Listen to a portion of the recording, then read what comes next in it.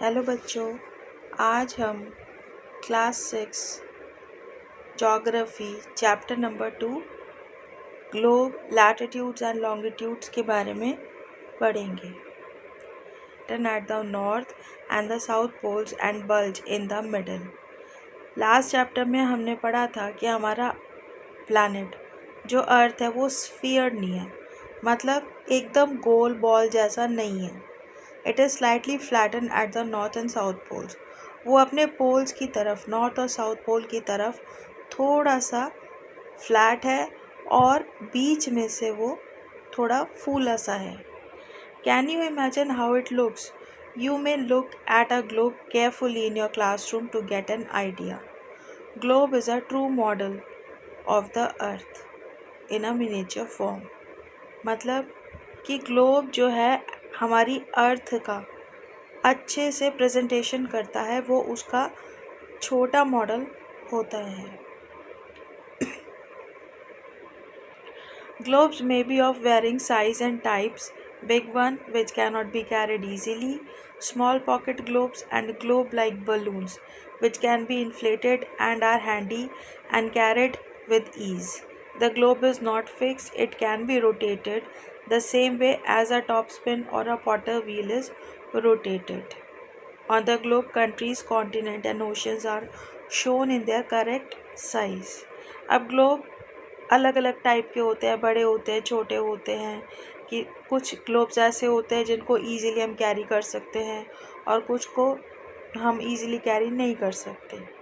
और ग्लोब अपनी जगह पर फिक्स नहीं होता, वो जैसे एक पॉटर्स व्हील या एक स्पिनिंग टॉप जो होता है उसकी तरह रोटेट कर सकता है। और ग्लोब के ऊपर हमें कंट्रीज़, कॉन्टिनेंट्स, ओशियंस सब कुछ उनके साइज़ के अकॉर्डिंग देखने को मिलते हैं।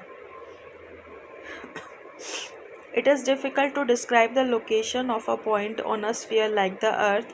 Now the question arises as to how to locate a place on it. We need certain points of reference, the lines, to find out the location of places. अब globe के ऊपर हमको बहुत सी लाइंस देखने के लिए मिलती हैं। उनके अकॉर्डिंग हम किसी भी कंट्री को, किसी भी डायरेक्शन को हम फाइंड कर सकते हैं। पर जैसे हमारी अर्थ इतनी बड़ी होती है, उसके ऊपर किसी कंट्री को फाइंड करना या किसी डायरेक्शन को फाइंड करना इजी नहीं होता। तो अब ये सोचा जाता है कि इन चीज़ों को फाइंड करने के लिए अगर कोई हमें कंट्री फाइंड करनी है तो हम उसको कैसे फाइंड करते हैं। इसके लिए हमको कुछ रेफरेंसेस और लाइंस की ज़रूरत पड़ती है। You will notice that a needle is fixed through the globe in a tilted manner which is called as axis. 2 points on the globe through which the needle passes are 2 poles, North Pole and South Pole. The globe can be moved around this needle from west to east just as the earth moves. But remember, there is a major difference. The real earth has no such needle. It moves around its axis which is an imaginary line. अब आपने देखा होगा कि globe एक needle के ऊपर fixed होता है और उसको अगर हम घुमाते हैं तो वो गोल गोल घूमने लगता है, जिसको हम एक्सिस मानते हैं। इसी तरह हमारी अर्थ भी अपनी एक्सिस पे मूव करती है।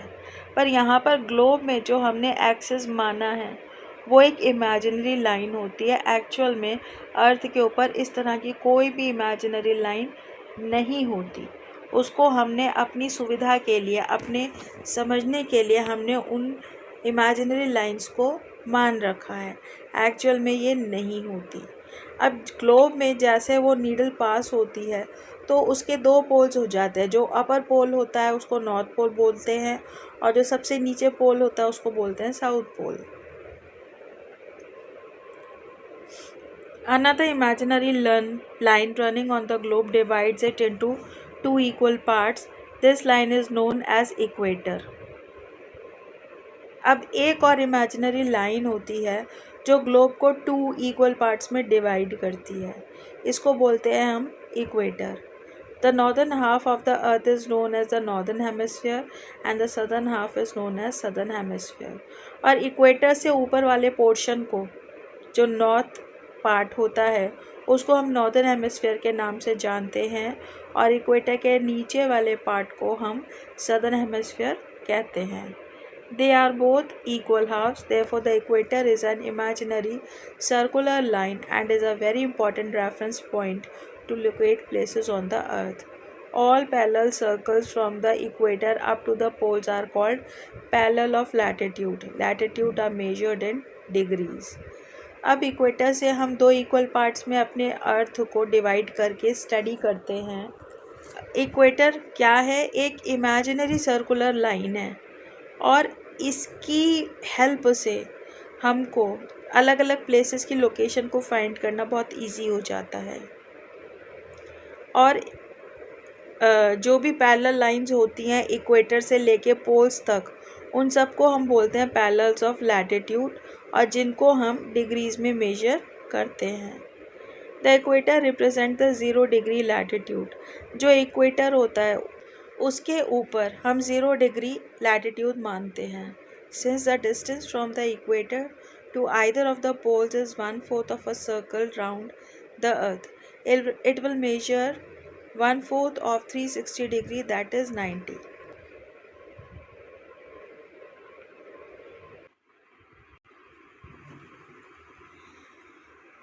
अब इक्वेटर पे 0 डिग्री लैटिट्यूड होता है। अब हम जो डिस्टेंस इक्वेटर से लेके किसी भी पोल की तरफ होता है वो 1/4 ऑफ द सर्कल होता है और जिसको हम 1/4 ऑफ 360 डिग्री मानते हैं या 90 डिग्री कह सकते हैं। इसी वजह से हम ये कह सकते हैं कि north pole 90 degree north latitude makes the north pole. 90 degree north जो लैटिट्यूड होता है वहाँ पर नॉर्थ पोल होता है और 90 डिग्री साउथ लैटिट्यूड पर साउथ पोल होता है। As such all parallel north of the equator are called north latitude and all parallels south of the equator are called south latitude. इसी वजह से जितनी भी पैरेलल लाइंस होती हैं इक्वेटर के नॉर्थ में उनको हम बोलते हैं नॉर्थ लैटिट्यूड और जो साउथ पोल की साइड में होती है उनको बोलते हैं हम south latitudes. The value of each latitude is therefore followed by either the word north और south. Generally this is indicated by the letter N और S. For example, both Chandrapur in Maharashtra and Belo Horizonte in Brazil are located on parallel of about 20 degree latitude, but the former is 20 degree north of the equator and the latter is 20 degrees south of it. We therefore say that Chandpur is situated at 20 degree north latitude and Belo Horizonte is situated at 20 degree south latitude. अब क्या होता है actual में, अगर equator से किसी place को हमें देखना है और उसमें 20 डिग्री का डिस्टेंस देखना है, अब चाहे एक प्लेस उसमें नॉर्थ पोल पे हो और एक साउथ पोल पे, पर एक्चुअल में दोनों का डिस्टेंस आ रहा है 20 डिग्री। तो अगर हमने उसको इंडिकेट कर रखा है कि कोई प्लेस जो है 20 डिग्री नॉर्थ है और कोई दूसरी प्लेस जो है वो 20 डिग्री साउथ है, तो इसको फाइंड करना इजी होता है। Important parallels of latitude. Beside the equator, the North Pole and the South Pole, there are 4 important parallel of latitude. अब अभी हमने इक्वेटर, नॉर्थ पोल और साउथ पोल इन सब के बारे में पढ़ा। अब इनके अलावा भी कुछ और इम्पॉर्टेंट पैरेलल्स ऑफ लैटिट्यूड होते हैं जो जिनमें फर्स्ट है ट्रॉपिक ऑफ कैंसर, जो कि होता है 23.5 degree north in the northern hemisphere. एक होता है ट्रॉपिक ऑफ कैप्रिकॉर्न, इसका भी मेजरमेंट सेम होता है 23.5 degree south in the southern hemisphere. Arctic circle eight 66.5 degree north of the equator and Antarctic Circle at 66.5 degree south of the equator. heat zone of the earth. The midday sun is exactly overhead at least once a year on all latitude in between the Tropic of Cancer and the Tropic of Capricorn. This area therefore receives the maximum heat and is called the torrid zone. Torrid zone क्या होता है? एक ऐसा area जो कि सबसे ज़्यादा सन की हीट को रिसीव करता है और जो कि लाइज करता है ट्रॉपिक ऑफ कैंसर और ट्रॉपिक ऑफ कैप्रिकॉर्न के बीच में, क्योंकि ये दोनों प्लेसेस इक्वेटर के सबसे करीब होते हैं, तो उस एरिया को हम बोलते हैं torrid zone. The midday sun never shines overhead on any latitude beyond the Tropic of Cancer and the Tropic of Capricorn. The angles of the sun rays goes on decreasing towards the pole. अब जो area tropic of cancer और tropic of Capricorn के बीच में आते हैं वहाँ पर तो बहुत ज़्यादा हीट होती है, पर इनके बाद जो भी एरियाज़ आते हैं वहाँ पर जो है सन की रेज डिक्रीजिंग होने लगते हैं, होने लगती है पोल्स की तरफ को जाते हुए. As such the areas bounded by the tropic of cancer and the arctic circle in the northern hemisphere and the Tropic of Capricorn and the Antarctic Circle in the southern hemisphere have moderate temperature. These are therefore called temperate zone. तो जो भी area tropic of cancer से लेकर Arctic circle के बीच में आती है जो कि लोकेटेड है नॉर्दर्न हेमिस्फीयर पे, और ट्रॉपिक ऑफ कैप्रिकॉर्न और एंटार्क्टिक सर्कल में आती है जो कि लोकेटेड है सदर्न हेमिस्फीयर में, तो वहाँ का टेम्परेचर मॉडरेट होता है. मतलब ना वहाँ पे बहुत ज़्यादा गर्मी होती है और ना बहुत ज़्यादा ठंड होती है, इसीलिए इस जगह को बोला जाता है temperate zone. Areas lies between the Arctic Circle and the North Pole in the Northern Hemisphere and the Antarctic Circle and South Pole in the Southern Hemisphere are very cold. और जो एरिया आर्टिक सर्कल और north pole in the northern hemisphere और antarctic circle और south pole के बीच में पड़ता है जो कि सदर्न हेमिस्फीयर में है, ये बहुत ज़्यादा ठंडे होते हैं. क्यों? It is because here the sun does not rise much above the horizon. Therefore, its rays are always slanting and provide less heat. क्योंकि यहाँ पर सन बहुत ऊंचा नहीं जाता और यहाँ पर रेज हमेशा ही स्लांटिंग होती हैं, जिसकी वजह से इन एरियाज़ में बहुत ही कम हीट पहुँच पाती है. इसीलिए इन एरियाज़ को फ्रिजिड जोन या वेरी कोल्ड एरियाज़ के नाम से जाना जाता है. Now what are longitudes? To fix the position of a place it is necessary to know something more than the latitude of that place. जैसे अभी हमने लैटिट्यूड्स के बारे में पढ़ा, इसी तरह कुछ और इमेजिनरी लाइंस भी होती हैं जिनको हम लॉन्गिट्यूड्स के नाम से जानते हैं.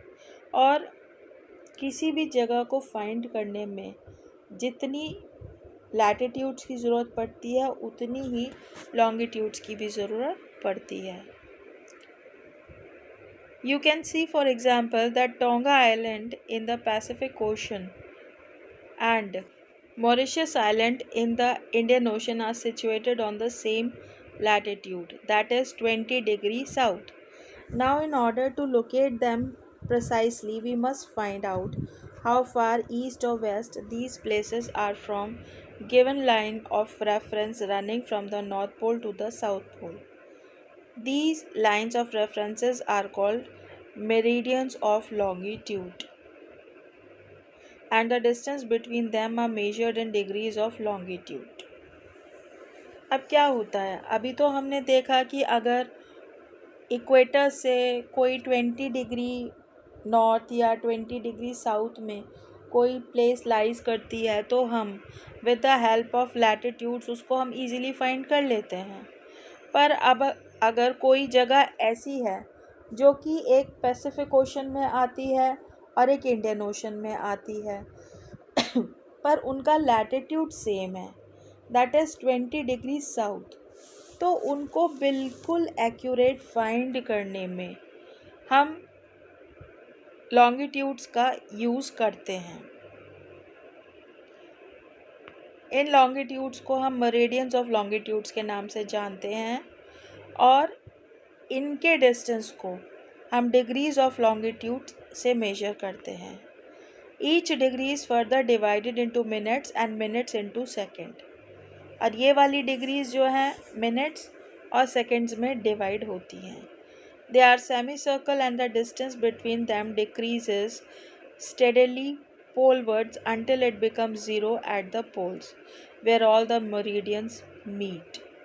अब ये सेमी सर्कल्स और उनके बीच के डिस्टेंस जैसे जैसे घटता रहता है पोल्स की तरफ, और जब तक ये 0 तक नहीं आ जाते या जहाँ पर मेरिडियंस मीट करते हैं, इनको हम ऐसे फाइंड करते हैं।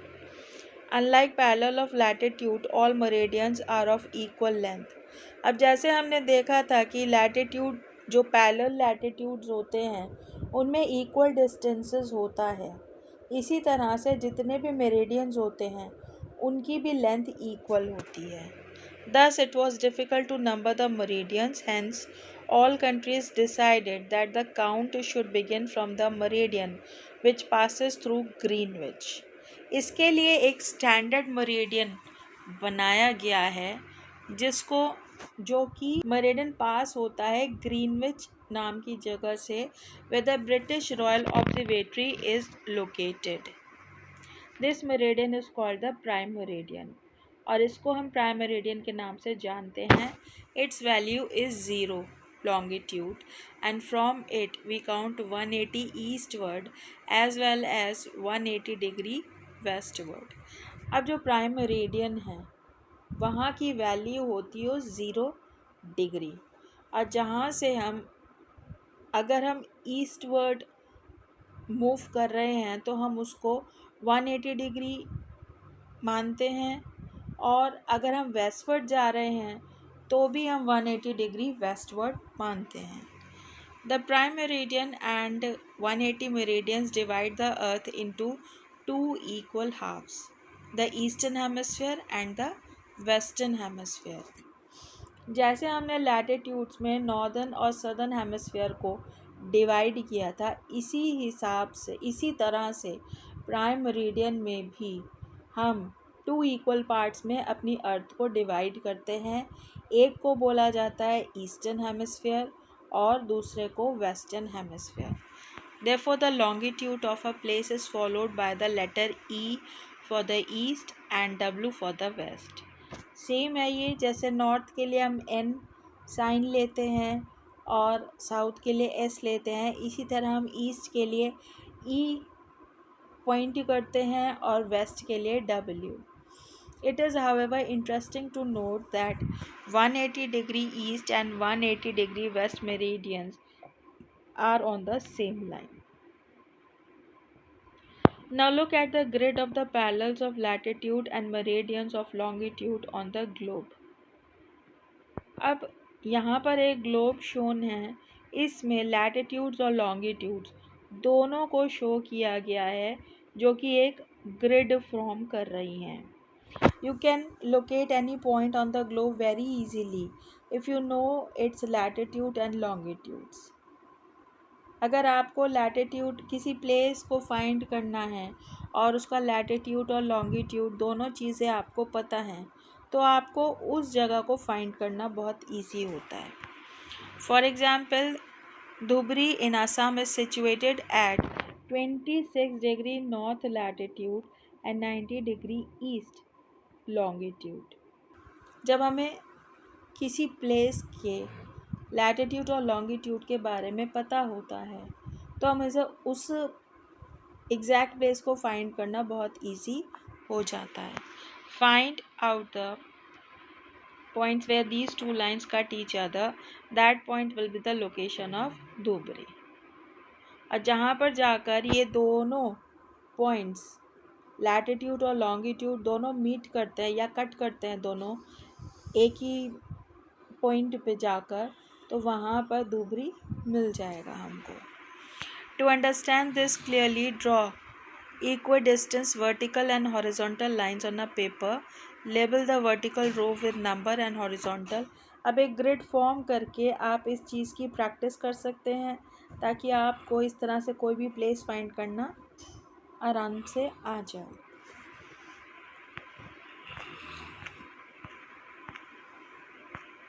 Longitude and time. The best mean of measuring time is by the movement of the earth, the moon and the planets. The sun regularly rises and sets every day, and naturally it is the best timekeeper throughout the world. Local time can be renowned by the shadow cast by the sun, which is the shortest at noon and longest at sunrise and sunset. अब time को हम कैसे major करते हैं? जैसे हमारी अर्थ, moon और planets move करते हैं, उन्हीं को ध्यान में रखकर हम टाइम का अनुमान लगाते हैं। सन हमारा एक ही टाइम पर रेगुलर एक ही टाइम पर राइज करता है और रोज सेट भी होता है, और उसके थ्रू ही सन की राइजिंग और सेट डाउन के प्रोसेस के थ्रू ही सारे वर्ल्ड में टाइम को समझा जाता है। लोकल टाइम सबसे ज़्यादा कैसे फाइंड करते हैं? अगर दिन में हम देख रहे हैं, जिस टाइम हमारी नून में दोपहर के टाइम में हमारी शैडो सबसे छोटी होती है और सनराइज़ के टाइम पे या सनसेट के टाइम पे हमारी शैडो सबसे लंबी होती है। इसके अकॉर्डिंग हम टाइम का पता लगाते हैं। When the prime meridian Greenwich has the sun at the highest point in the sky, all the places along this meridian will have midday or noon. जब प्राइम मेरिडियन पर, जो कि ग्रीनविच में है, अगर सन हाईएस्ट पॉइंट पे होता है तो उसके आसपास की जितनी भी जगह होती हैं वहाँ पर मिड डे होता है या नून होता है। As the earth rotate from west to east, those places east of Greenwich will be ahead of Greenwich time and those to the west will be behind it. और जैसे जैसे earth rotate करती है waste से east की side, तो जो places east of Greenwich हैं वो ग्रीनविच के टाइम से थोड़ा सा आगे होती हैं, और जो वेस्ट में होती हैं प्लेसेस वो उस टाइम से थोड़ा सा पीछे होती हैं। The rate of difference can be calculated as follows. The earth rotates 360 degree in about 24 hours, which means 15 degree an hour or 1 degree in 4 minutes. Thus, when it is 12 noon at Greenwich, the time at 15 degree east of Greenwich will be 15 multiplied by 4 equal to 60 minutes. That is 1 hour ahead of Greenwich time, which means 1 p.m. But at 15 degree west of Greenwich, the time will be behind Greenwich time by 1 hour. अब जैसे हमारी earth rotate करती है 36 degree पूरे 24 hours में, इसका मतलब ये है कि 1 घंटे में वो 15 डिग्री मूव करती है या 1 डिग्री मूव करती है 4 मिनट्स में। तो अगर ग्रीनविच में दोपहर के 12 बज रहे हैं और कोई प्लेस है 15 डिग्री ईस्ट ऑफ ग्रीनविच, तो वहाँ पे 15 multiplied by 4 equal to 60 minutes, या हम कह सकते हैं कि वहाँ का टाइम 1 घंटा ज़्यादा होगा।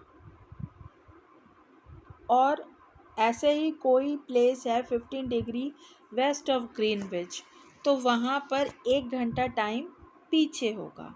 मतलब कि अगर ग्रीनविच में 12 बज रहे हैं तो ईस्टर्न प्लेस में 1 बज रहा होगा और वेस्टर्न प्लेस में 11 बज रहे होंगे। Similarly at 180 degree it will be midnight when it is 12 noon at Greenwich. इसी तरह से जब 180 डिग्री जो भी प्लेस पड़ेगी, अगर ग्रीनविच में उस टाइम पे ग्रीनविच में दोपहर के 12 बज रहे हैं, तो जो प्लेस 180 डिग्री पर पड़ेगी ग्रीनविच से, तो वहाँ पर रात के 12 बज रहे होंगे। At any place, a watch can be adjusted to read 12 o'clock when the sun is at the highest point in the sky, that is when it is midday. और दोपहर के टाइम पर जब हमारी शैडो सबसे छोटी होती है और सन हमारा बिल्कुल सर पे होता है, तो हम उस समय अपनी वॉच में एक्यूरेट टाइम फीड कर सकते हैं। The time shown by such a watch will give the local time for that place. You can see that all the places on a given meridian of longitude have the same local time. और उस time पर हमारे आसपास के जितने भी areas होते हैं वहाँ पे सबका टाइम सेम होता है। Why do we have standard time? अब हमें स्टैंडर्ड टाइम की ज़रूरत क्यों पड़ती है? The local time of places which are on different meridians are bound to differ. For example, it will be difficult to prepare a timetable for trains which cross several longitudes. In India, for instance, there will be a difference of about 1 hour and 45 minutes in the local time of Dwarka in Gujarat and Dilbarg in Assam. अब क्या होता है, हमारा एक standard time होना ज़रूरी क्यों है? वो इस वजह से क्योंकि जैसे इंडिया ही है, यहाँ पे एक ही टाइम पर अलग अलग प्लेसेस पर टाइम में बहुत ज़्यादा डिफरेंसेस पाए जाते हैं। जैसे अगर कोई जगह द्वारका में है और कोई असम में है, तो वहाँ के दोनों के टाइम में 1 आवर और 45 मिनट्स का चेंज है। It is therefore necessary to adopt the local time of some central meridian of a country as the standard time of the country. इसीलिए ज़रूरी है कि हर कंट्री को अपने अकॉर्डिंग एक स्टैंडर्ड टाइम मेंटेन करना पड़ता है। In India, the longitude of 82.5 degree east is treated as the standard meridian. India में 82.5 डिग्री ईस्ट लॉन्गिट्यूड पर स्टैंडर्ड मेरिडियन माना जाता है। The local time at this meridian is taken at the standard time और the whole country. It is known as Indian standard time. और जो यहाँ का टाइम होता है इसके अकॉर्डिंग ही पूरी कंट्री का टाइम मेंटेन किया जाता है, जिसको हम इंडियन स्टैंडर्ड टाइम कहते हैं।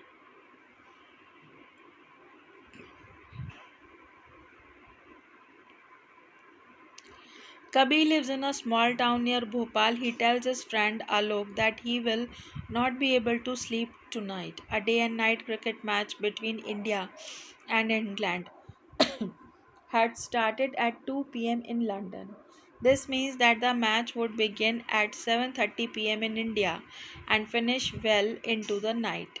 Do you know what is the time difference between India and England? अब कोई मैच अगर इंग्लैंड में दोपहर 2 बजे स्टार्ट हो रहा है और वही सेम मैच इंडिया में 7:30 p.m. पे स्टार्ट होगा।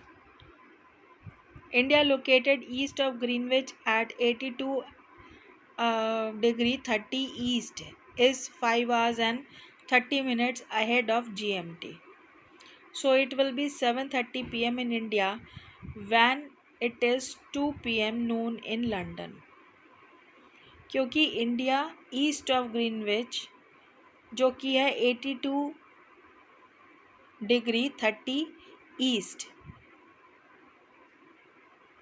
जो कि ग्रीनविच मीन टाइम से 5 hours 30 minutes पहले होता है, तो यहाँ पर इंडिया में 7:30 p.m. हो रहा है, जबकि लंदन में 2 p.m. हो रहे हैं। Some countries have a great longitudinal extent and so they have adopted more than one standard time. For example, in Russia there are many as 11 standard times. The earth has been divided into 24 time zones of 1 hour each.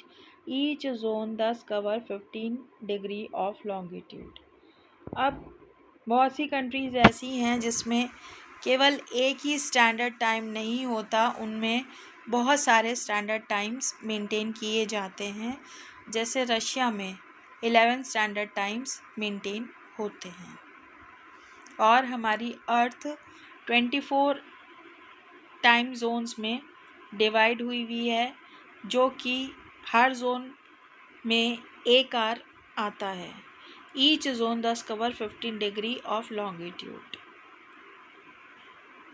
I hope ये chapter आपको अच्छे से समझ आया होगा। अगर आपको मेरी वीडियो पसंद आई हो तो प्लीज़ इसे लाइक एंड सब्सक्राइब ज़रूर करें।